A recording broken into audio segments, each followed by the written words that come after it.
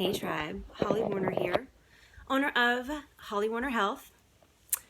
I'm jumping on to make a YouTube video because y'all have said I haven't made one in a while because I've been so focused on Facebook videos, Facebook Live and such, because I figured there's way more interaction there than there is in my YouTube channel.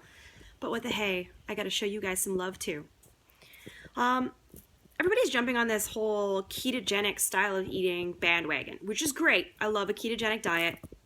I have some reservations though. I've had patients come in and say they're eating ketogenic, and it consists of high fat, low carb, which is fantastic, except for you're getting either too much protein or not enough of the carbs needed to support your hormones. This is something that also varies individually, so you have to go based upon what you need and how you feel. Also, I'm noticing that people are having the wrong kind of fats. You really want to be careful the kind of fats that you're having. Or people are doing bacon and more bacon with a side of bacon, because bacon is apparently like the best thing ever. No, it's not. You can do whatever style of ketogenic that you want to do, but I personally recommend a more modified, holistic keto. Here's the reasons why. You want to make sure that you have a healthy, functioning microbiome, right? So if you don't have microbiome support for fat burning, then you're not going to have fat burning success. That means you need to have enough phytonutrients and phytochemicals in the food that you're eating to support the diversity of a healthy gut flora, which is your microbiome. So what the heck's a phytonutrient or a phytochemical? So you know those colors that make your blueberries blue or that make your greens vibrant green? Okay, those are phytonutrients. Those are the phytochemicals of the plant, the fruit, the veggie. So when they say to eat the rainbow, there's a reason for that, because each thing has a function in your body. Each phytonutrient does something, supports a system. For example, your liver. I can't stress strongly enough liver support as well as microbiome support when you're eating ketogenic. Now, I know some of you take a ketone supplement, which is fine. That's fabulous, as long as you make sure that you're supporting your liver. You see, your liver doesn't just detoxify, it helps in hormone regulation as well. You see, you get excess estrogens, and where do they go?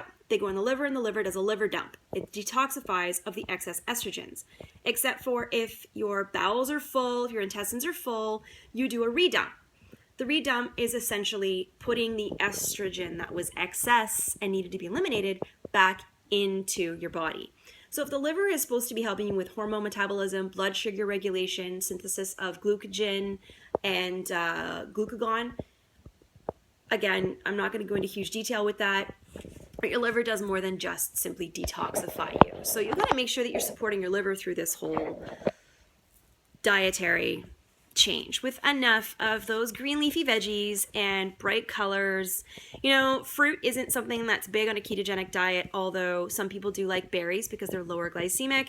Berries are great. If you do a carb up day, have your berries on that day. If you do more carbs in the evening, I like to do my starchy veggies at night. So if I'm, in the wintertime, more so than the summer, I find that I'll go towards root vegetables, which are starchy veggies, which are going to be your carbs. Okay, so you want to look into that as well.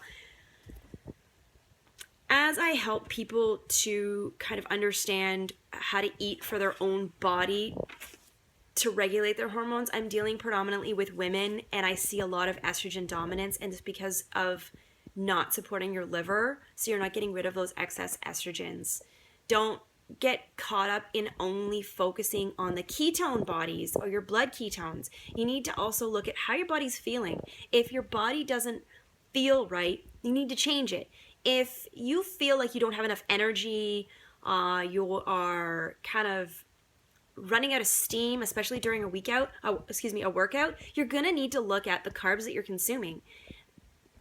If your bowel mobility is just not up to par, you need to look at that. You need to be regular. If you're not dumping out those toxins, they're going back, they're being absorbed back into your body, and that's not a great thing. This whole excess bacon, it just isn't something that I can get behind. I'm not saying don't ever have bacon. If you want to have bacon, fine. Choose a healthier bacon, have it in moderation. Okay, I get it. But if you're recirculating your estrogens that your liver just finished dumping back into your body because you're not fueling it with the things that are needed, but you're focusing on bacon, bacon, bacon, you're going to be in for, estrogen dominant cancers for one thing, along with other autoimmune conditions and autoimmune diseases. Is this not just a trend to jump on board with and not know anything about it? It's not something where you take nutritional advice from somebody that's not trained, who's either selling a supplement to make money, because I'm seeing that a lot. If you're doing it just to lose weight at the sacrifice of your health, you're going to be doing it wrong. Look at getting healthy, using ketogenic diet for health, and doing it right, modified, and see how much better you're going to feel. Your energy, your brain fog is going to go. Your autoimmune conditions are going to rectify themselves in a lot of cases. There's so many benefits from a modified ketogenic diet.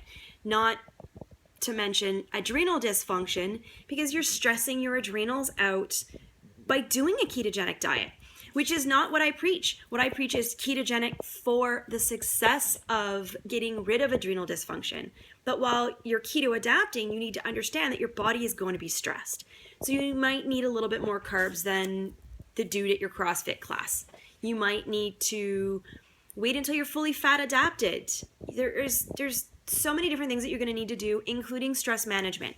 I'm trying to keep this video down to like 6 or 7 minutes here, so I'm going to wrap it up super quick. All I got to say is that if you're not also doing stress management while you're becoming keto adapted, fat adapted, you're going to be in trouble. Look at your heart rate. You're going to want to manage your heart rate. You're going to want to meditate. You're going to want to practice some breathing exercises. There are so many things. You can do heart rate variable analysis, which is something I can get into later. Shoot me questions if you have any. So much information, trying to pack it all into a 6 or 7 minute video. I had bullet points kind of written down. I'm going to have to do another video just because there's not enough time. So that's my little blurb for the day on how I feel about a ketogenic diet. I think it's fantastic. I think you need to modify it. As with anything, it needs to be bio-individual. It needs to be customized for where you are in your hormonal journey and what your body needs as to how fast or how slow you can become fat adapted. If you got questions, hit me up on Facebook. You can find me at Holly Warner. If you're not a part of my group already, you're going to want to join me. I have a private, free Facebook group.